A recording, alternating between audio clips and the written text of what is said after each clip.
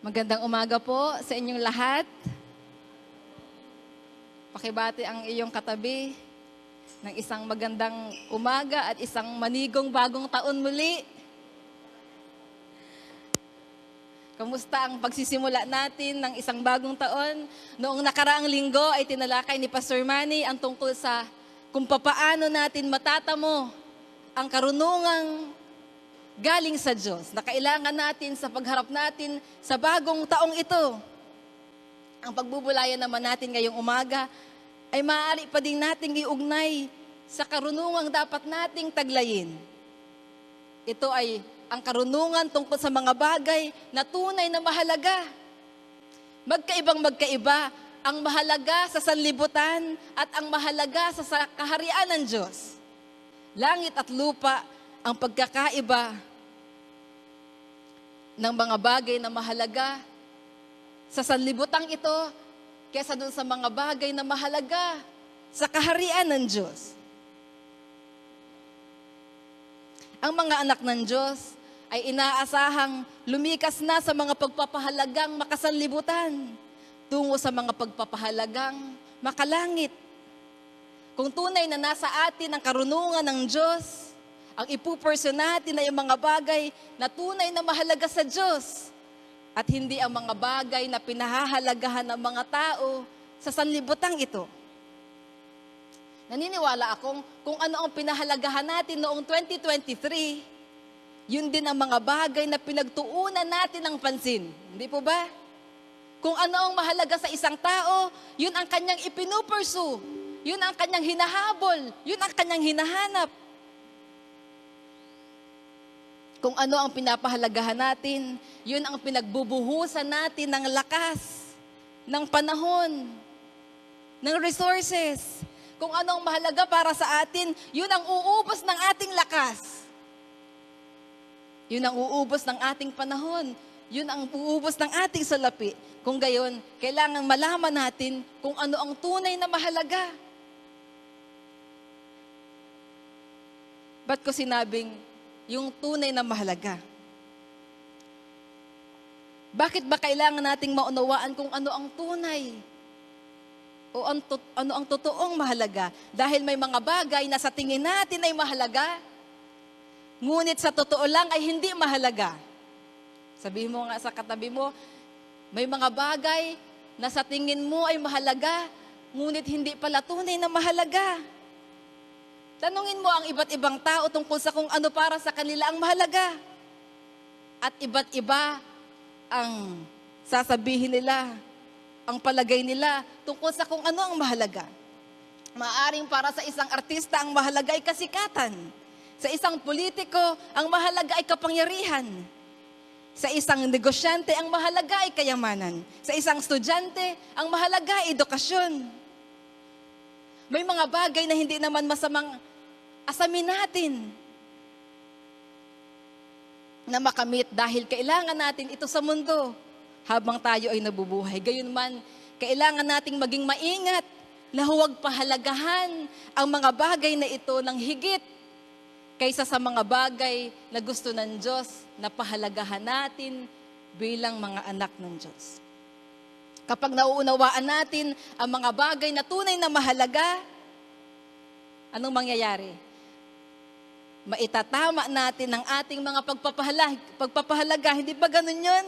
Kapag naintindihan natin, pag nag-sink in sa atin kung ano ba ang totoong mahalaga, iaalay natin ang ating buhay.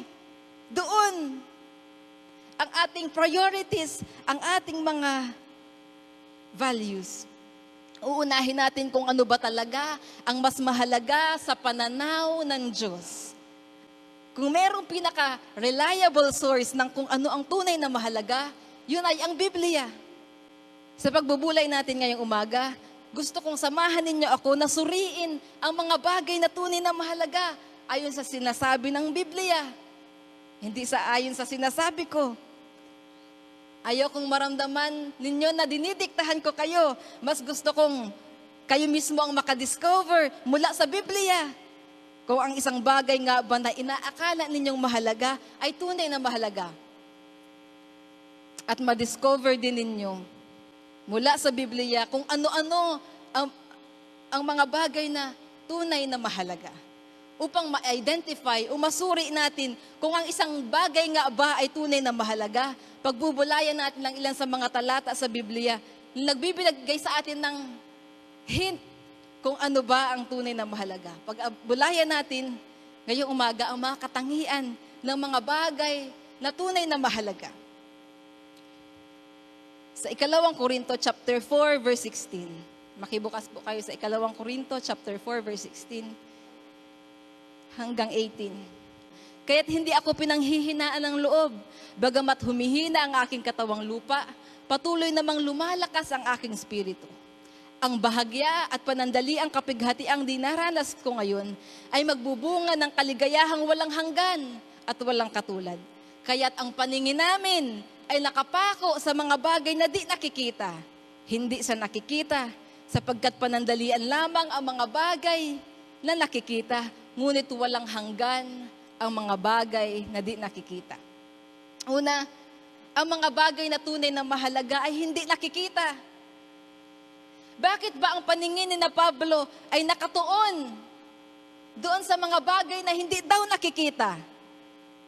Dahil na-discover nila na ang mga bagay na hindi nakikita ang tunay na mahalaga.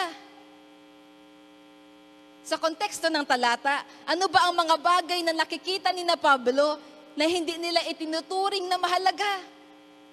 Ano ang mga bagay na nakikita ni na Pablo na hindi nila itinuturing na mahalaga? Ang nakikita nila ay yung kasalukuyang pisikal na paghihirap bunga ng pagsunod nila kay Jesus. Ano daw ang nakikita nilang sitwasyon sa paligid nila? Yung kasalukuyan, yung present, yung kasalukuyang paghihirap, kaakibat ng pagsunod nila kay Jesus. Ang mga bagay na nakikita ay yung mga bagay sa kasalukuyan. Ano daw yung mga bagay na nakikita na inatukoy ni Pablo? Yung mga bagay sa kasalukuyan. Ang tuon ng isip ay hindi daw dapat sa nangyayari sa kasalukuyan. Dahil ang tunay na mahalaga ay hindi ang present reality, kundi ang ating future reality. Hindi ito. Ang mahalaga ay hindi ang nangyayari sa kasalukuyan, kundi ang mangyayari sa hinaharap. Bilang tao, natural sa atin na bigyang pansin ang mga bagay na nakikita at nararanasan natin sa kasalukuyan. Hindi po ba? Mas madali kasi at actually ay automatic sa atin na ituon ang ating isip sa mga bagay na kasalukuyang nangyayari. Halimbawa ngayon, anong iniisip natin? Saan nakatuon ang pansin natin? Doon ba sa mangyayari in the future? Hindi ba't sa kasalukuyan nating kalagayan? Doon madalas na nakatuon ang ating isip. Ngunit hindi ganyan ang ginawa ni na Pablo. Anong mangyayari kapag nakatuon ang ating isip sa kasalukuyan? Sa kalagayan ni na Pablo, kung sila'y nakatuon sa kasalukuyang nangyayari sa kanila, anong kayang nangyari sa kanila? Masisiraan sila ng loob, madi-discourage sila. Anong present situation? Anong kalagayan ni na Pablo sa verse 16? Sila humihina ang katawang lupa. Anong kalagayan nila? Papahina ang katawang lupa. Ang nararanasan nila ay kapighatian.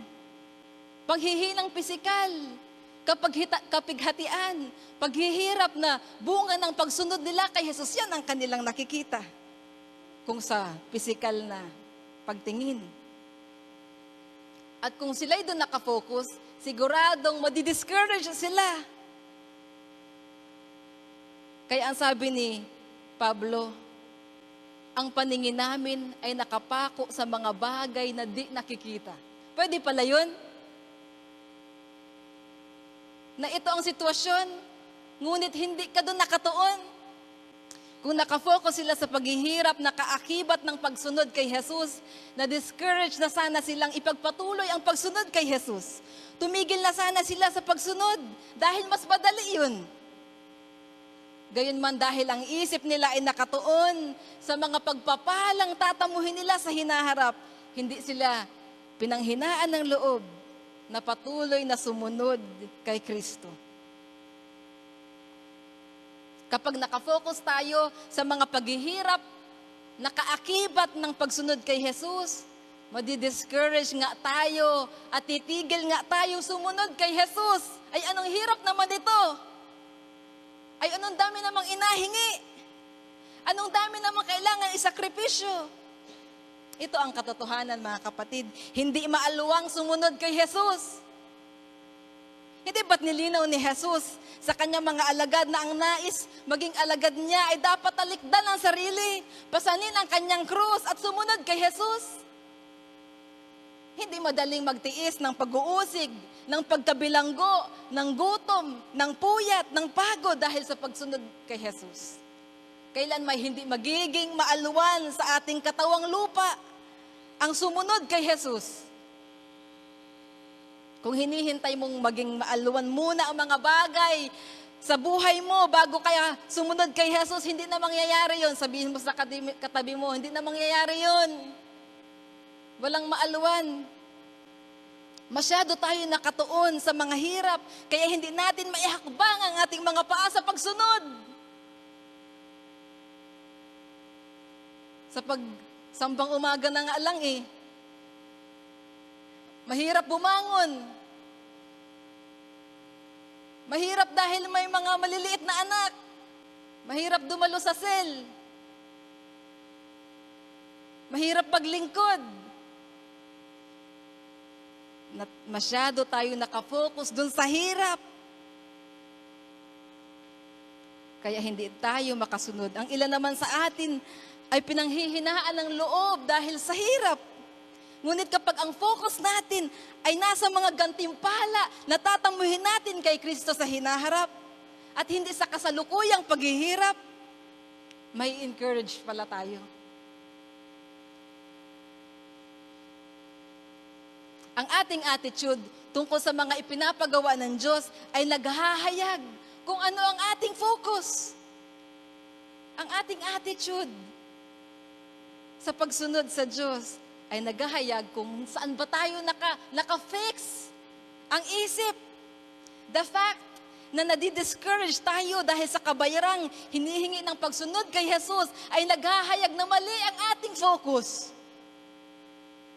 Tanungin mo ang katabi mo, tama kaya ang iyong focus? Bakit napakakaunti na lamang ng mga Kristiyanong tumutugon sa tawag na magmisyon, o magpastor, o mangalaga ng mga tao, o maglingkod sa kaharian ng Diyos? Dahil ang mga tao ay nakafocus sa present reality na ang mga sumusunod sa Diyos, na ang mga manggagawa ng Diyos ay nagdaranas ng maraming hirap. Ba't tayo magpakahirap? Pwede naman tayo magpahuway-huway. Ganyan din ba ang iniisip natin? Wala nang nangangarap maglingkod sa kaharian ng Diyos. Tanungin mo yung katabi mo, ikaw bagay nangangarap pa na maglingkod sa Diyos? O nangangarap pa ba tayo mga magulang ng ating mga anak ay maglilingkod sa Diyos? Ang karaniwang pangarap na lamang ng tao, kahit na ng mga nagsasabing sila ay Kristiyano, ay ang yumaman, ang maging successful sa karir, ang maging sikat, ang maging makapangyarihan, ang hangaan ng mga tao, ang umalwa ng buhay. Bakit ganito ang nangyayari? Dahil hindi natin nauunawaan na ang tunay na mahalaga ay hindi ang mga bagay na nakikita.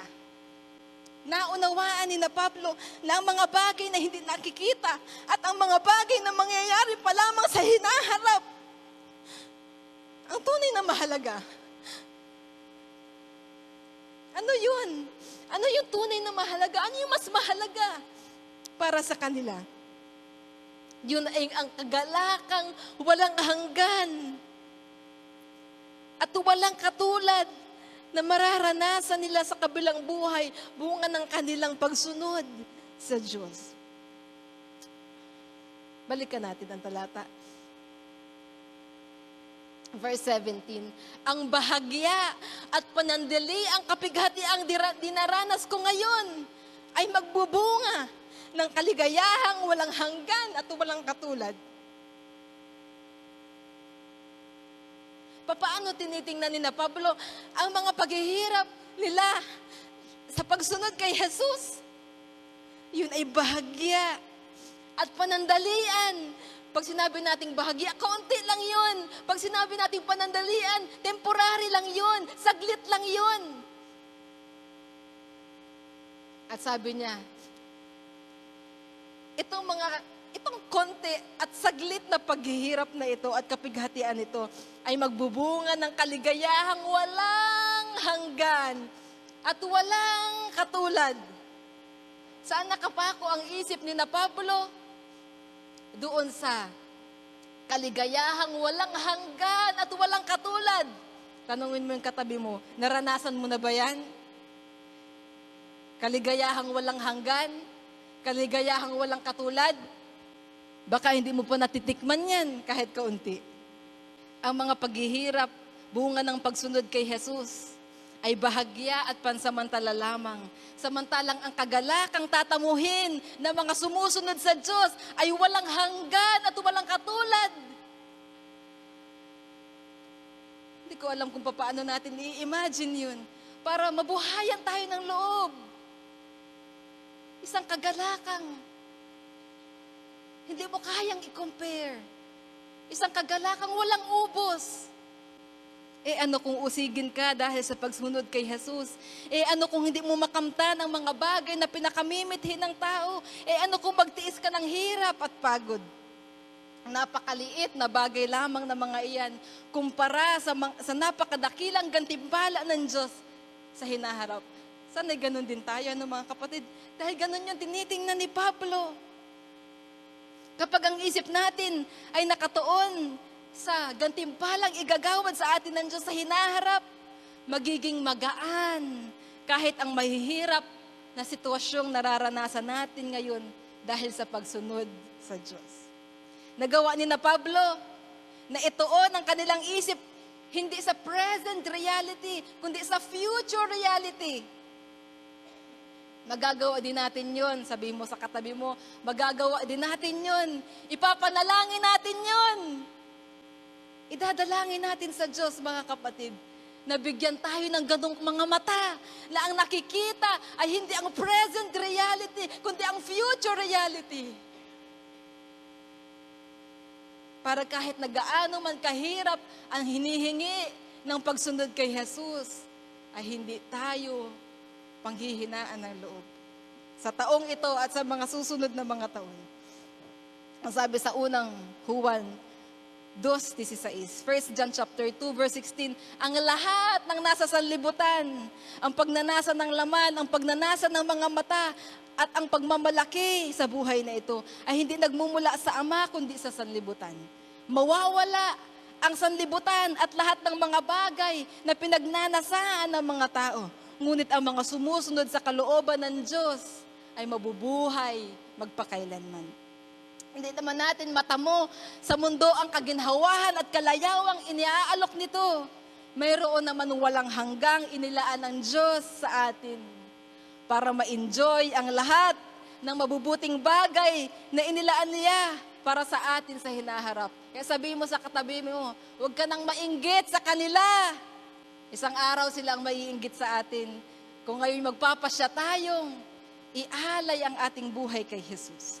Ituon natin ang ating isip, hindi sa mga bagay na nakikita, hindi sa mga bagay sa kasalukuyan, kundi sa hinaharap. Dahil ang tunay na mahalaga ay hindi ang mga bagay na nakikita. Ang sabi sa talata, ang mga bagay sa sanlibutan, ang mga bagay na ito na nakikita natin at pinakahahangad nating makamtan ay mawawala. Mawawala. Which brings me to the next point. Pangalawa, ang mga bagay na tunay na mahalaga ay pangwalang hanggan. Sa binasa natin kanina sa Ikalawang Korinto chapter 4 verse 18b. Kaya't ang paningin namin ay nakatuon sa mga bagay na di nakikita at hindi sa mga bagay na nakikita, sapagkat panandalian lamang ang mga bagay na nakikita, ngunit walang hanggan ang mga bagay na di nakikita. Sa Biblia, kapag pinag-usapan ang tunay na mahalaga, tumutukoy lamang ito in general sa mga bagay na mayroong eternal value. Ang tunay na mahalaga ay ang mga bagay na mayroong halaga hanggang sa walang hanggan. Ano daw? Ang tunay na mahalaga ay ang mga bagay na merong halaga hanggang sa walang hanggan. Kaya kapag ang isang bagay ay hindi mahalaga o hindi na nagamatter pagdating sa kabilang buhay o pagdating sa walang hanggan, hindi yun totoong mahalaga. Ilan sa mga bagay na hindi totoong mahalaga ay ang kayamanan, kasikatan, mataas na pinag-aralan, kagandahang pisikal. Ang mga iyan ay labis na pinahahalagahan ng mga tao sa mundo. Ano pat nagkakandara pa ang mga tao para makamit ang mga bagay na ito na pawang pansamantala. Ang magandang bahay, magarang kotse, limpak-limpak na salapi, idagdag mo pa ang lahat ng mga bagay sa mundo na nakakaakit sa ating paningin. Lahat ng yan ay pawang pansamantala. Ang halaga ng mga bagay na ito ay sa mundo lamang. Ngunit pagdating sa kabilang buhay ay basura na lamang. Ang nakalulungkot sa paghahangad ng tao na makamit ang mga ito sa anumang paraan, namimiss nila ang tunay na mahalaga. Sa paghahangad natin na matamo ang mga bagay na pansamantala, namimiss natin ang mga bagay na pangwalang hanggan. Ang sabi ni Jesus sa Marcos chapter 8 verse 36. Marcos chapter 8 verse 36. Sapagkat ano ba ang mapapala ng isang tao? Makamtan man niya ang buong daigdig, ngunit mapapahamak naman ang kanyang sarili. Ano ba ang maibabayad ng isang tao para mabawi niya ang kanyang buhay? Para kay Jesus, walang mapapala ang tao kahit na makamtan niya ang buong daigdig, kung mapapahamak naman ang kanyang kaluluwa.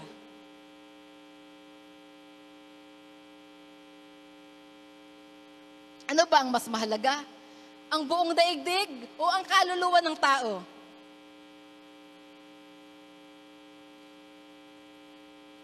Tanungin mo yung katabi mo, anong mas mahalaga? 1 bilyon o kaluluwa ng tao? Ang buong mundo o ang kaluluwa ng tao? Ang mas mahalaga ay ang kaluluwa ng tao. Ang kaluluwa ay mananatili magpakailanman, either sa langit o sa impyerno. Ngunit ang mga bagay sa mundo ay maglalaho. Kaya kahangalan na ibenta natin ang ating kaluluwa sa dyablo para lang makamit natin ang mga bagay sa mundo. Ganyan ang ginagawa ng maraming tao. Ibinibenta ang kaluluwa sa dyablo para makamit ang mga bagay na makamundo at makasanlibutan. Sa papaanong paraan, kapag pinupurso natin ang mga bagay sa mundong ito, kahit na makakasama ito sa ating kaluluwa, hindi ba yun ay ipag-trade? Ina-trade natin?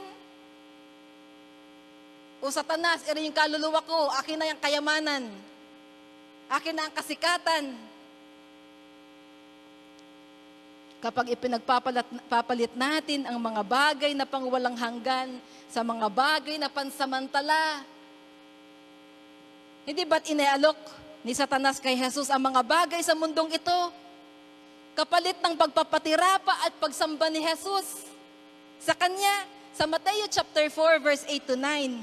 Mateo chapter 4 verse 8 to 9. Pagkatapos, dinala siya ng dyablo sa isang napakataas na bundok at ipinakita sa kanya ang lahat ng kaharian sa daigdig at ang karangyaan ng mga ito. Sinabi ng dyablo sa kanya, ibibigay ko sa iyo ang lahat ng ito kung magpapatira pa ka at sasamba sa akin. Si Satanas, ang prinsipe ng sanlibutan ito, Kaya totoo na kaya niyang ibigay ang mga bagay na pinakahangad ng mga tao. Ngunit nalalaman ni Jesus kung ano ang tunay na mahalaga. Kapag sa pagkakamit natin ng mga bagay sa sanlibutan, ay naisasakripisyo naman natin ang ating debosyon sa Diyos.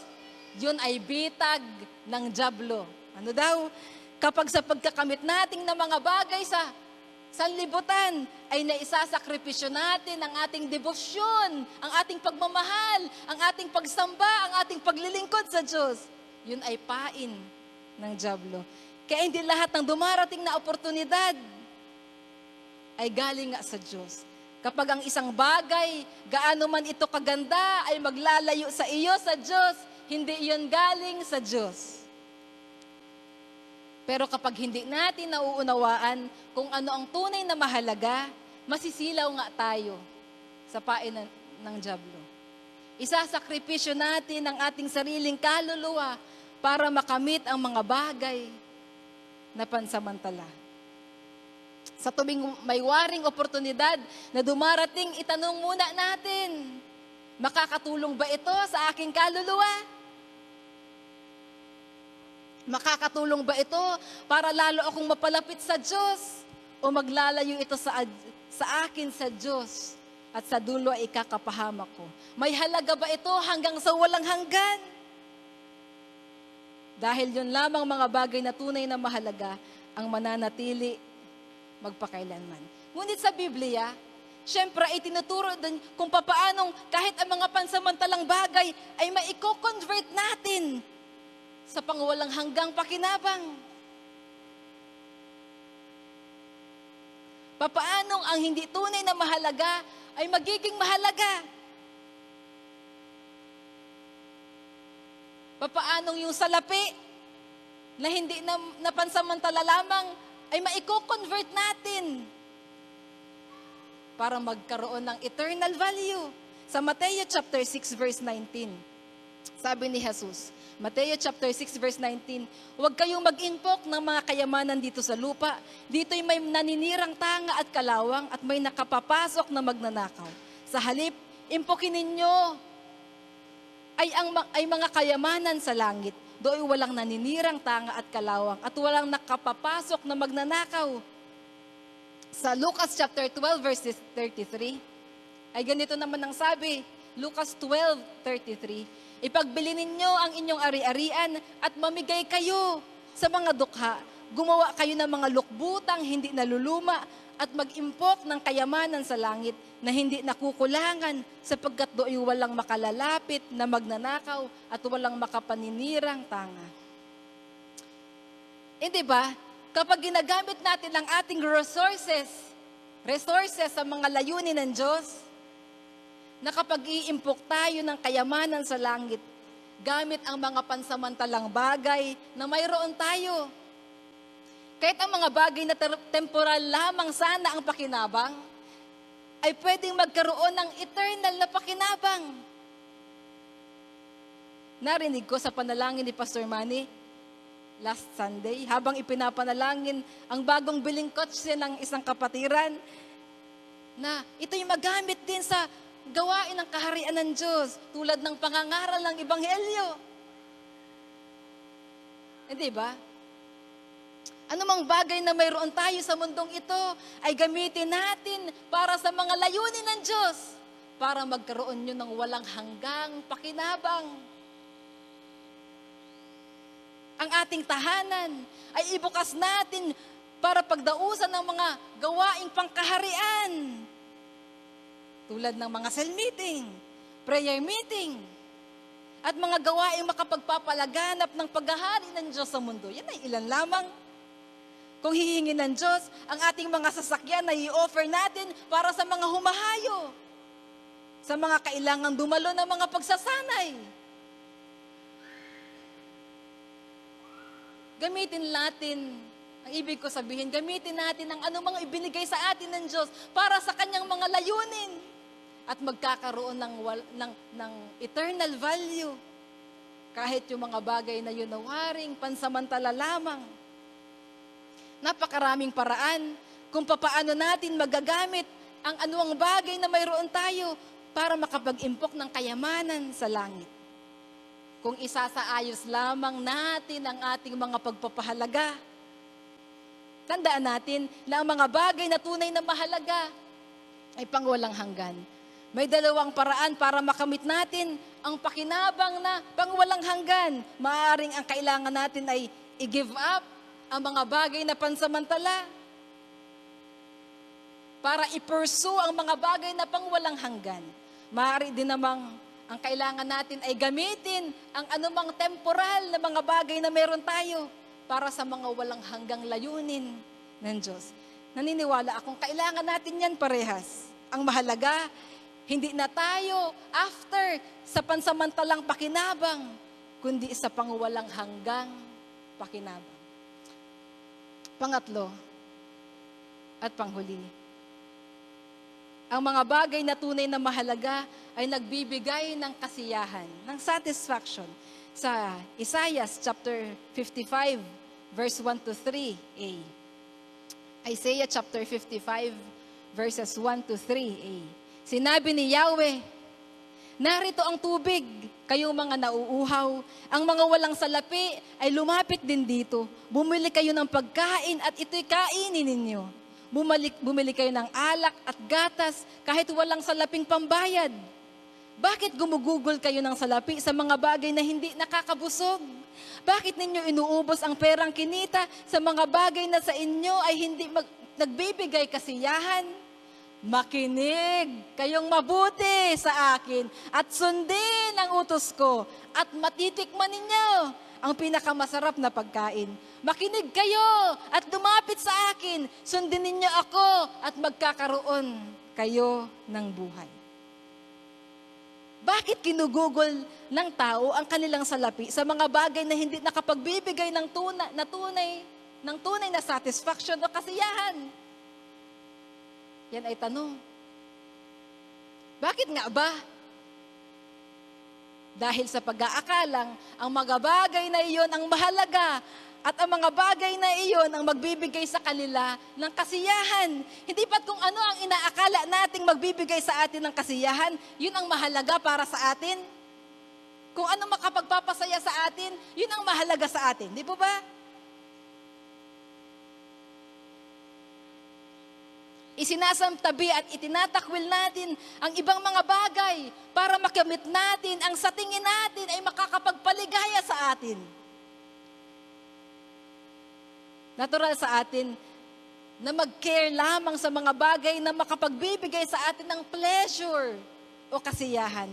Ngunit nabibigo tayo na matamo ang kasiyahan dahil iniisip nating merong buhay na kasiyasiya hiwalay sa Diyos. Walang ganon. Sabihin mo sa katabi mo, walang ganon. Walang buhay na kasiyasiya, hiwalay sa Diyos, na ultimate source of joy and satisfaction. Kahit ang Diyos ay nag-aalok sa mga tao ng mga bagay na tunay na makakasatisfy sa hunger and thirst ng kanilang kaluluwa. Lahat tayo ay naghahangad ng mga bagay na makapupuno sa emptiness na meron sa puso natin. Sadyang nilagay ng Diyos sa ating puso ang ganong space na siya lamang ang pwedeng pumuno, pwedeng makasatisfy. At waring nagtataka ang Diyos kung bakit ginugugol ng tao ang lahat ng mayroon siya sa mga bagay na hindi naman kailan makakasatisfy sa Kanya. Di ba ganyan tayo mga tao? Inuubos natin ang ating panahon, lakas at resources sa mga bagay na akala natin ay makapagbibigay sa atin ng kasiyahan. Only to discover na ang mga bagay na makapagbibigay kasiyahan sa atin ay libre. Papaano daw natin makakamtan ang kasiyahan? Anong sabi ng Diyos? Sa pamamagitan ng, papaano daw natin makakamtan ang kasiyahan, inahanap-hanap natin sa pamamagitan ng pakikinig, ng mabuti sa Kanya, pagsunod sa Kanyang mga utos. Kung lalapit lamang tayo sa Diyos, makikinig sa Kanya at susundin ang Kanyang mga utos, magtatamo tayo ng tunay na kasiyahan. Kalimutan na natin ang mga bagay na iniisip nating makapagpapasaya sa atin. At pakinggan natin at sundin natin kung ano ang gusto ng Diyos na gawin natin at tiyak na mararanasan natin ang kasiyahan. Yun pala ang sekreto sa isang buhay na ganap at kasiya-siya. Malapit ka sa Diyos, makikinig ka sa Kanya, susundin mo siya. Sabihin mo sa katabi mo, wala nang ibang formula para tayo'y masiyahan. May iniisip pa ba tayong iba? Ibinabaling natin papalayo ang ating pakinig sa Diyos at hindi natin sinusunod ang Kanyang mga utos, kaya hindi tayo magtamo ng tunay na kasiyahan. Hindi tayo tumatalima sa mga sinasabi ng Diyos, kaya mailap sa atin ang kaligayahan. Hindi natin nauunawaan na kaya tayo tinatawag ng Diyos sa isang malapit na kaugnayan sa Kanya ay dahil naroon ang susi sa kaligayahang gustong-gusto nating makamtan. Hindi ba't lahat sa atin ay naghahanap na makapagbibigay ng kaligayahan sa atin? Kayo ba'y naghahanap na makapagpapaligaya sa inyo? Kayo po ba'y naghahanap ng makapagpapaligaya sa inyo? Nandyan pa po ba kayo?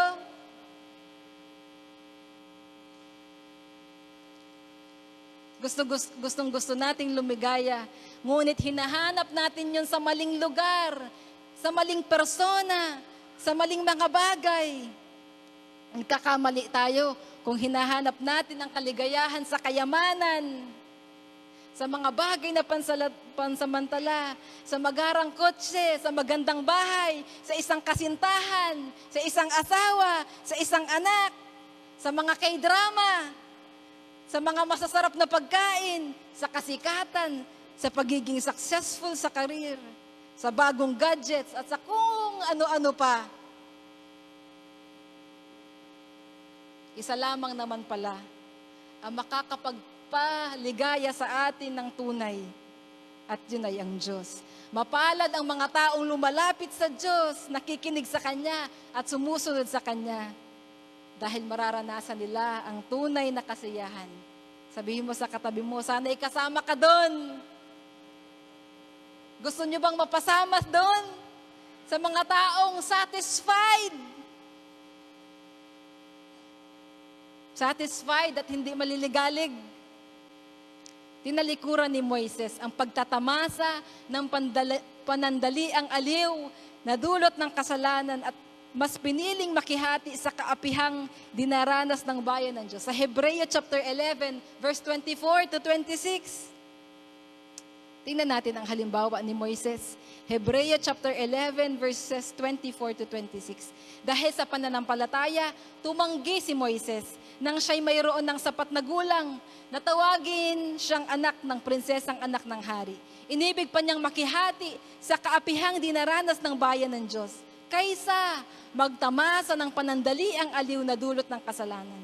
Itinuring niyang higit na mahalaga ang pagtitiis sa hirap dahil sa Mesyas kaysa mga kayamanan ng Ehipto, sapagkat nakatuon ang kanyang paningin sa mga gantimpala sa hinaharap. Kung tutuusin, napakarangya na ng kalagayan ni Moises bilang anak ng prinsesang anak ng hari. Ngunit kasama ng karangyaang yon ang pagkagumon, pagkalulong sa kasalanan. Kapalit ng karangyaan yon ay ang mabuhay ng malayo sa Diyos. Kaya't mas pinili ni Moises ang buhay kahit mahirap, ngunit malapit naman sa Diyos. Dahil nakatuon ang kanyang paningin sa hinaharap, itinuring niyang higit na mahalaga ang pagtitiis ng hirap dahil kay Kristo kaysa magpakasasa sa kayamanan ng Ehipto.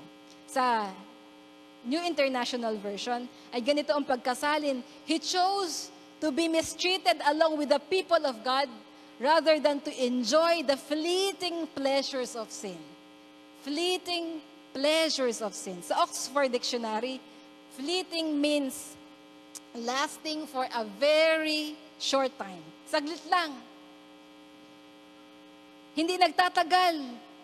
At yung kasiyahan daw, yung pleasure daw na kayang ibigay ng kasalanan ay ganun lang, saglit lang. Very short time.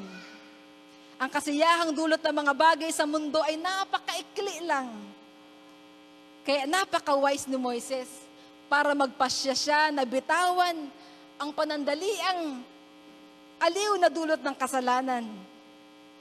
At sa halip ay i-pursue ang kalooban ng Diyos kahit na maghirap siya sa kasalukuyan. Siguro, kung ang marami ay magsasabing, anong engot naman ni Moises, kaganda-ganda ng kalagayan. Maaring sa iba yun ay foolishness. Maaring sa iba ang pagtalikod natin sa mga bagay. Sa mundong ito ay foolishness. Pero yun ay wisdom. Naunawaan ni Moises na hindi maaaring kukumpara ang kaligayahang dulot ng Diyos sa mga taong sumusunod sa Kanya kaysa dun sa panandaliang aliw na dulot ng kasalanan. Mga kapatid, wag na wag nating ipagpapalit ang Diyos o ang pagsunod sa Diyos kaysa anumang bagay sa mundong ito na pansamantala lamang ang kasiyahang dulot. Ang kasiyahang bigay ng Diyos ay nagtatagal at tunay na nakapupuno sa ating mga hungkag na buhay. Saan tayo dapat humanap na makakapuno sa emptiness ng ating puso? Sa Diyos. Sapagkat siya lamang ang may kakayahang pumuno doon. Hindi na natin kailangan pang pumunta kung saan para masiyahan.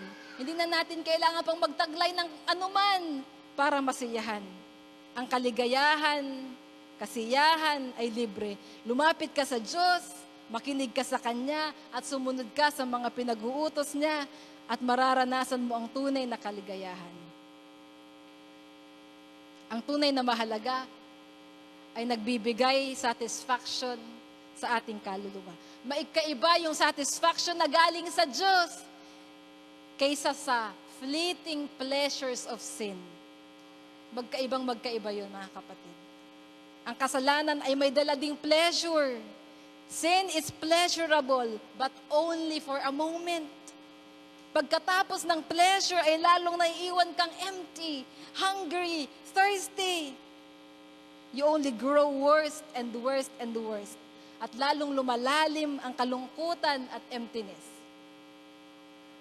Kaya nga kahit na may mga tao na saksakan ng ang kasikatan, saksakan ng yaman, saksakan ng ganda. Ngunit, sila'y empty. Dahil mayroong kulang sa kanila. Dahil mali ang pinagtutuunan nila ng kanilang paningin at buhay.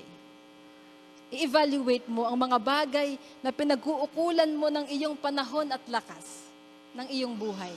Evaluate natin, mga kapatid. Nagbibigay ba sa atin ito ng lasting satisfaction? I-evaluate natin, isipin natin. Yung mga bagay ba na pinagtutuunan natin ng ating buhay ay nagbibigay talaga sa atin ng satisfaction? Ikaw ang mag-evaluate sa sarili mo. Kung hindi, yan ay hindi tunay na mahalaga. Huwag mong ubusin ang buhay mo dyan. Huwag mong dayain ang sarili mo dahil ang kasiyahang bigay ng Diyos lamang ang pumupuno sa atin, nagpapayapa sa ating mga kaluluwa. Ngunit mararanasan lamang natin yun kung tatalikuran natin ang mga bagay na ang dulot lamang ay pansamantalang kaligayahan. Mararanasan lamang natin ang tunay na kasiyahan kung tatalikuran at tatakwil natin ang kasalanan at haharap tayo at susunod kay Jesus. Ang natitirang sandali ay gusto kong gawin nating pagkakataon para evaluate ang ating sarili sa harapan ng Diyos. Pumikit ka. At pag-isipan mo, ang mga bagay ba na pinagtutuunan ko ng pansin ay ang mga bagay na hindi nakikita? Ang mga bagay na ang halaga ay pangwalang hanggan? At mga bagay na nagbibigay ng tunay na kasiyahan? Hinahamon tayo ng salita ng Diyos ngayong umaga na i-invest ang ating buhay sa mga bagay na tunay na mahalaga. Sapagkat yun lamang ang mag-matter sa walang hanggan at yun din lamang ang makapagbibigay sa atin ng tunay na kasiyahan. I-align natin mga kapatid ang ating puso sa Diyos at sa mga bagay na tunay na mahalaga, let us start right. Sabihin mo sa katabi, let us start this year right. Magkaroon nawa tayo ng totoong manigong bagong taon. Pagpalain po tayo ng Panginoon.